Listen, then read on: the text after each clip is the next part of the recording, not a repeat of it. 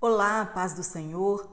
Que bom nós estarmos aqui mais uma vez e hoje nós já estamos na nossa segunda aula. Nós vamos falar sobre a salvação na Páscoa judaica. Eu sou sua irmã em Cristo, Jane Martins de Souza, sou professora de escola bíblica dominical e hoje nós vamos continuar o assunto deste trimestre tão maravilhoso que nós vamos aprender. Nós estamos falando sobre a doutrina da salvação e hoje nós vamos falar a respeito da Páscoa. O que nos deixa de fato muito tristes é que vários pais, inclusive pais cristãos, não têm ensinado aos seus filhos o verdadeiro sentido da Páscoa e trocaram a essência da Páscoa, o que ela representa para as nossas vidas, e trocaram por chocolates, por coelhinhos saltitantes, e as nossas crianças, elas não sabem realmente o significado da Páscoa. Então, que este tema seja uma oportunidade para você também ensinar no seu lar, para os seus filhos e para aqueles que não conhecem o verdadeiro sentido da Páscoa, porque nós sabemos que a morte de Jesus não teve nada de doce e hoje o comércio aproveitou desta data e encobriu o verdadeiro sentido da Páscoa. E tudo começou na vida do povo de Israel, sobre o que nós vamos falar, quando a família de Jacó foi para o Egito. Eles saíram da terra de Canaã porque havia uma grande fome e eles foram morar no Egito. José era governador do Egito e decidiu, para ficar mais fácil para cuidar da sua família, levar a sua família para morar no Egito. E ele pediu a Faraó consentiu nisso e eles passaram a habitar na terra de Gozém. E passaram-se muitos anos, muitos anos, os faraós morreram e levantou-se um faraó que não conhecia mais a José e nem ao povo de Israel. E a Bíblia diz que foram 75 pessoas que foram para o Egito e que formaram aquela nação grandiosíssima ali dentro do Egito. Nós não vamos entrar no mérito da questão, se foram 75, se foram 70, se foram 65, se foram 68. Estevão, em Atos 7,14, ele vai nos dizer, baseado na tradução grega da Septuaginta, que foram 75 pessoas que foram para o Egito. Mas nós não vamos entrar hoje no mérito desta questão. E eles estavam se multiplicando muito na terra do Egito. E Faraó ficou com medo, deste povo um dia se rebelar e resolveu escravizar esse povo. Então, todo o cumprimento da palavra de Deus, Israel foi escravo na terra do Egito por mais ou menos 430 anos. E o povo estava sofrendo muito. E Deus já tinha feito uma promessa para Abraão que daria para o povo a terra prometida, onde manava leite e mel. E a aflição do povo foi ficando grandiosíssima e eles começaram a aclamar Deus, para vir em socorro deles, para salvá-los, libertá-los daquela escravidão, de um jugo tão pesado. E Faraó, ele começou a afogar os meninos, para que aquela nação não se multiplicasse e nem se fortificasse, que ela ficasse apenas com mulheres e os homens que já tinham, para que eles continuassem escravos ali no Egito. E o clamor do povo chegou a Deus. E Deus lembrou-se do concerto que ele tinha feito com Abraão, Isaque e Jacó. Está em Êxodo capítulo 2, versículo 24. E Deus atentou para aquele povo. E para livrar o povo da servidão do Egito, Deus sabia que Faraó não os deixaria partir facilmente. Moisés e Arão foram enviados até Faraó para que Faraó deixasse o povo ir. E quando nós lemos a história, nós vemos que Faraó usou vários artifícios para que o povo não fosse, de fato, para essa terra prometida por Deus, mas que eles ficassem por ali mesmo para adorar e cultuar a Deus. Mas o propósito de Deus era fazer o seu nome grande entre todas as nações. O propósito divino era manifestar o seu poder, sua glória e fazer o seu nome grande, conhecido entre todas as nações, para mostrar a todos que ele era Deus, que ele é Deus sobre todas as divindades, sobre todos os seres humanos e que fora dele não havia outro Deus. E também para fortificar a fé dos israelitas. E os hebreus entenderam com isso que Deus é soberano e que os filhos dos filhos deles deveriam servir unicamente a Deus, o grande eu sou, o Criador de todas as coisas, e o povo deveria servi-lo como único Deus. E então, Deus, já sabendo que Faraó não ia libertar o povo, enviou as pragas, exatamente 10 pragas. E nós entendemos pela palavra de Deus que Deus não faz nada sem propósito, que Deus não faz nada aleatoriamente.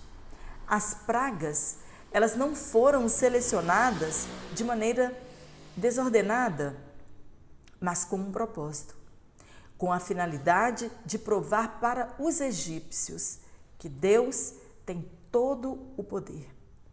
E se Deus apenas com a sua mão forte libertasse os judeus, porque Deus poderia fazer isso, esta história ela não seria conhecida da forma que ela foi conhecida e como ela é conhecida.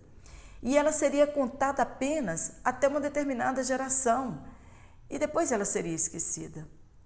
E o nome de Deus, ele tinha que ser glorificado e conhecido. Deus escolheu a Israel como propriedade particular dele para mostrar às outras nações que ele é Deus. Os judeus, eles não teriam certeza de que Deus era Deus sobre todas as outras divindades, que ele era Deus sobre todas as coisas visíveis e invisíveis. Israel não conhecia a Deus.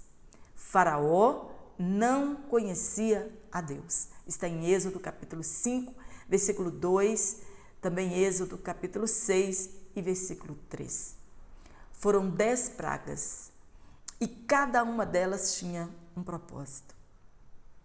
A primeira praga, a água transformada em sangue. O Nilo era a vida do Egito. A agricultura dependia dele, a agricultura daquela região dependia das águas do rio Nilo.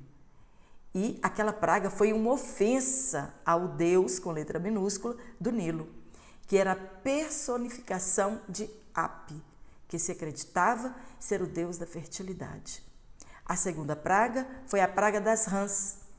As rãs eram animais sagrados para os egípcios. Uns de seus ídolos, a deusa Hequete, tinha a cabeça de rã e que se supunha ter o poder criador. Embora o principal propósito dessa praga fosse punir os opressores de Israel, também atrairia desprezo por seus muitos deuses pagãos. A terceira praga, a dos piolhos, atribuía-se ao deus Tote a criação do conhecimento, da sabedoria, da arte e da magia. Mas nem mesmo esta divindade pôde ajudar os magos a imitar a terceira praga. Este foi mais um duro golpe contra a falsa religião do Egito. Quarto, a praga das moscas. A quarta praga, ela consistia em enxames de moscas que infestaram o Egito. Um novo elemento é introduzido a partir dessa praga. A distinção entre os egípcios e os adoradores do verdadeiro Deus. Êxodo capítulo 8, versículo 22. Enquanto as casas dos egípcios eram infestadas pelos enxames de moscas, os israelitas na terra de Gósen não foram atingidos. Mais uma vez, a falsa religião egípcia, ela é derrotada. A quinta é a peste nos animais. Esta praga certamente atingiu a crença em divindades muito populares no Egito. Apis, que era o deus sagrado de Mênfis, da fertilidade dos rebanhos. Hathor, a deusa vaca, deusa celestial. Nut, algumas vezes representada como uma vaca. Está em Êxodo capítulo 9, versículo 1 a 7. A sexta praga foi a praga das úlceras. Nesta ocasião, a praga caiu sobre todos eles, sem exceção, inclusive sobre os magos, com tamanha severidade que eles não puderam continuar com o rei no palácio. Em vez disso, eles tiveram que fugir para suas casas em busca de proteção e de tratamento. Novamente, houve clara distinção entre os egípcios e os hebreus. Nenhum poder mágico ou sobrenatural pôde protegê-los. Sétimo, a praga da saraiva. A forte saraivada envergonhou os deuses, considerados como tendo controle sobre os elementos naturais. Por exemplo, Íris, deusa da água, e Osíris, o deus do fogo. 8. A praga dos gafanhotos. Deus encheu o ar e a terra de gafanhotos, e os deuses egípcios, Shu, deus do ar, e Sabeque, deus inseto, não puderam fazer nada para impedir. 9. Trevas, 3 dias de densas trevas. O Deus Sol tinha sido o principal deus no Egito por séculos. E todo rei chamava a si mesmo de filho de Ra. Na época de Moisés, esse deus era identificado como Amon e tinha o nome de Amon-Ra. Os maiores templos que o mundo já viu foram construídos em sua honra. E um deles, o grande templo em Karnak, no Alto Egito, é ainda magnificente, mesmo em ruínas. Outro deus era o disco-sol Atom, que poucas décadas depois do Êxodo tornou-se o deus supremo do sistema religioso egípcio. Por ocasião da 9ª praga, a completa impotência destes deuses estava claramente demonstrada aos seus adoradores, que ninguém podia com o Deus, o grande Eu Sou, o Deus dos hebreus, o Deus criador de todas as coisas. E a 10ª praga e última, a morte dos primogênitos. Deus não desejava exterminar os egípcios e seu gado, mas apenas convencê-los de que a oposição a seu propósito para Israel não seria mais tolerada. Deus não ia mais esperar, porque ele tinha um propósito com o povo de Israel. A morte dos primogênitos causou maior vexame para a religião do Egito. Os governantes do Egito chamavam a si mesmos de filhos de Ra e se autoproclamavam divinos. A morte dos primogênitos foi uma grande humilhação. O filho primogênito, normalmente, ele concretizava as esperanças, ambições e alvos da família, em Êxodo 4:22. Quando Deus envia Moisés a Faraó a anunciar o desejo de Deus que o povo fosse livre, a afirmativa era que Israel era o filho primogênito de Deus e se não os deixasse ir, ele, Deus, mataria o primogênito de Faraó. Foi a primeira ameaça que Deus fez para Faraó naquela época.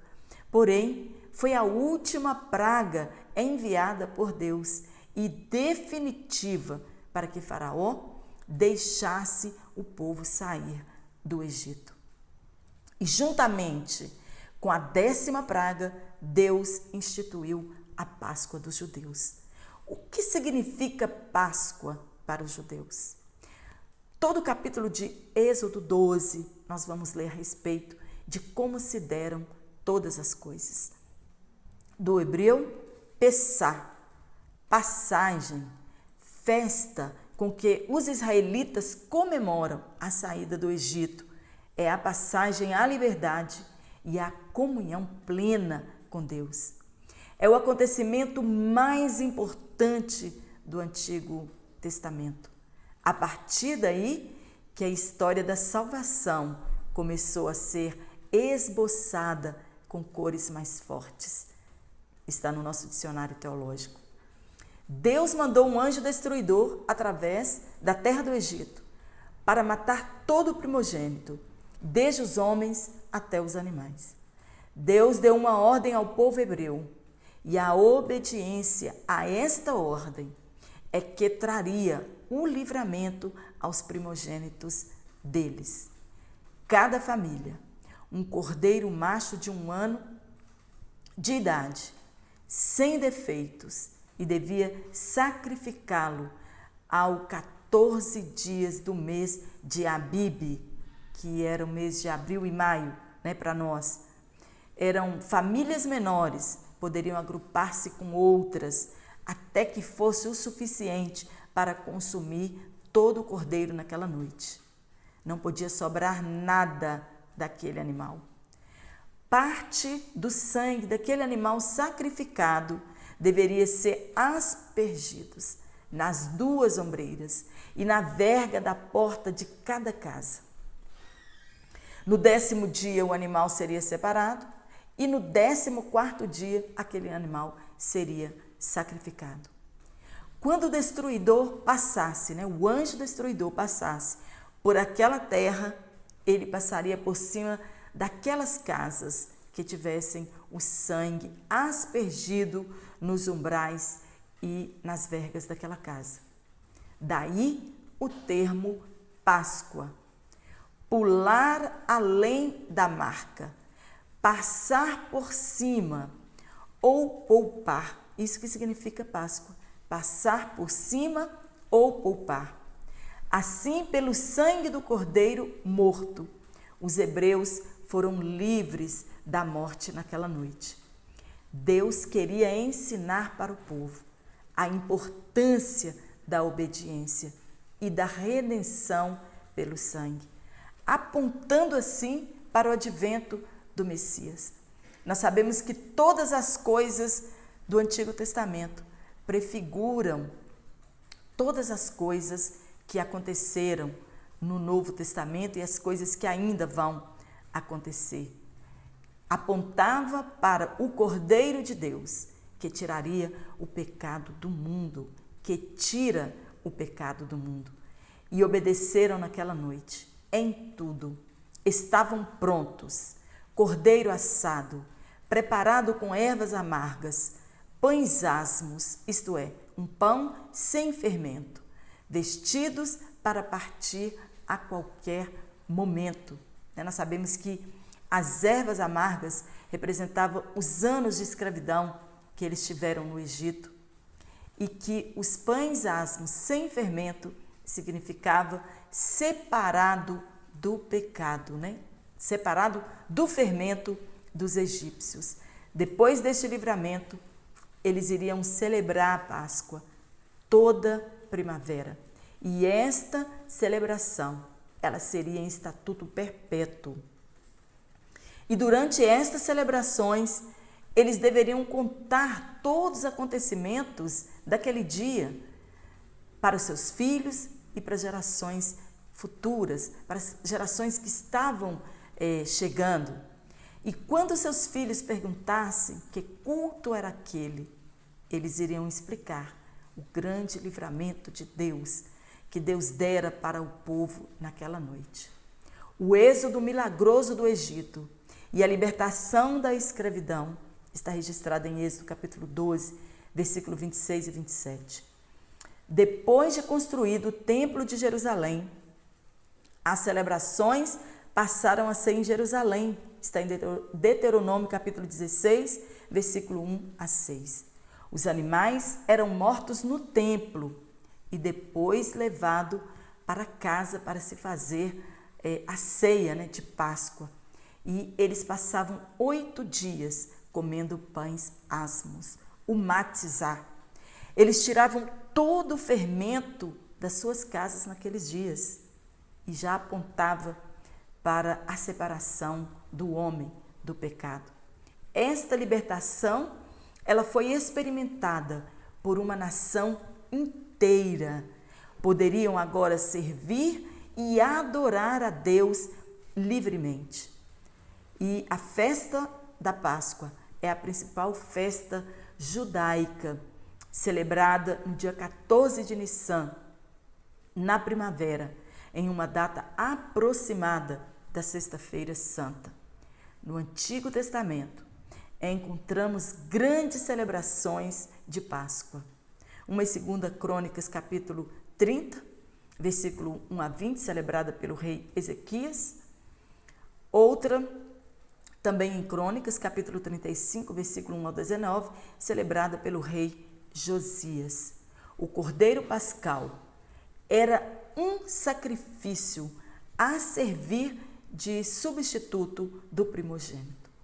Isto prenunciava a morte de Cristo em substituição à morte do pecador. Este cordeiro, ele deveria ser limpo, sem defeito algum, imaculado, e isso prefigurava a impecabilidade de Cristo, o Filho de Deus. Os israelitas tiveram de comer o cordeiro assado, morto, para os livrar da morte física. E somente o sacrifício de Jesus Cristo na cruz é eficaz para nos livrar da morte eterna. E nós participamos da ceia do Senhor em memorial a este sacrifício. O sangue nas vergas das portas era com fé. Foi pela fé que eles fizeram este ato, esta ação. E esta fé resultou em redenção mediante o sangue e também a nossa salvação. É somente mediante o sangue de Cristo que se obtém o perdão dos nossos pecados. Está em Hebreus, capítulo 9, versículo 22, que sem derramamento de sangue não há perdão de pecados. O ano judaico, ele começou a contar a partir daquele dia, em abril, não mais em janeiro como o nosso. Isso representava para o povo de Israel nova vida, novo tempo, novo recomeço. Dali por diante é que seria contado o ano daquela nação. A Páscoa cristã é o memorial de como Deus substituiu os sacrifícios temporários por um único e definitivo sacrifício. Jesus, o Cordeiro de Deus, que tira o pecado do mundo. Assim como a Páscoa dos judeus era a libertação de uma nação, também o sacrifício de Jesus foi a libertação para toda a humanidade, para todo aquele que crê, para formar de todos um único povo. Está em Tito, capítulo 2, versículo 14. A salvação, ela foi comunitária, e não só para uma ou duas pessoas, mas para todo aquele que crê no sacrifício de Jesus, no seu sangue derramado na cruz do Calvário. O sacrifício de animais era uma forma de lidar com o pecado. Isso começou lá em Gênesis. Um animal morto para cobrir a nudez do casal no Éden. A oferta de Abel aceita por Deus, quando ele apresentou o seu sacrifício, um cordeiro, o melhor do seu cordeiro, do seu rebanho. O sangue representa a vida E é este sangue que restabelecia a paz entre o homem e Deus. Assim, o pecador não precisava morrer, pois um animal estava sendo morto em seu lugar. Está lá em Levítico, capítulo 11. Jesus, ao celebrar sua última Páscoa na ceia, ele afirmou que o seu sangue era o símbolo da nova aliança. E somente o seu sangue nos dá acesso direto com o trono da graça. Jesus é o único mediador entre o homem e Deus. E Jesus, ele é a nossa Páscoa.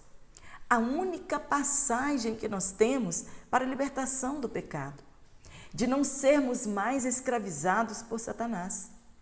Quando o pecador, ele aceita Jesus como Senhor e Salvador, a Páscoa, esta passagem, ela torna um símbolo de nova vida, de nova criatura, de uma nova era para o pecador. É o renascimento. Nós comemoramos a libertação de nossas vidas. E somente o sangue de Jesus pode nos livrar da condenação eterna. O sangue de Jesus, ele apazigua a ira de Deus sobre nós. Jesus fez o sacrifício perfeito. Ele cumpriu tudo quando ele, o Cordeiro de Deus, veio em carne. Às margens do Jordão, João Batista apontou para Jesus e afirmou para todos que estavam ali naquele dia: eis aí o Cordeiro de Deus que tira o pecado do mundo. Somente ele pode nos libertar da escravidão do pecado. Jesus, ele mesmo, era o Cordeiro, o sumo sacerdote, a oferta, a propiciação. Ele é o mediador da nova aliança. Está em Hebreus capítulo 12, versículo 24.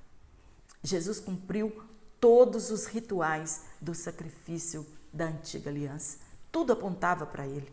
Imaculado, separado do pecado. E Jesus, no seu último jantar, ele instituiu a Santa Ceia. Nas vésperas de sua morte, era um memorial que ele deixou para nós, para lembrarmos que ele é a nossa Páscoa, que ele foi sacrificado por nós. Para os egípcios, a Páscoa significava juízo divino. Para os israelitas, a Páscoa, ela significa a saída do Egito e a passagem para a liberdade. E para nós, cristãos, é a passagem da morte dos nossos pecados para a vida em santidade em Cristo. O sangue precioso de Jesus, derramado naquela cruz, é a única forma de sermos livres. E o preço foi pago por nossa redenção. Amém? Espero que tenha contribuído, com este comentário para a nossa lição do próximo domingo. Que Deus em Cristo possa continuar nos abençoando, nos dando graça e que possamos entender realmente o verdadeiro significado da Páscoa para os nossos dias atuais, para a vida do cristão. Se você gostou desta aula, dá um curtir, se inscreva no meu canal e até a próxima aula, se Deus assim nos permitir. Um forte abraço para você e fique na paz do Senhor.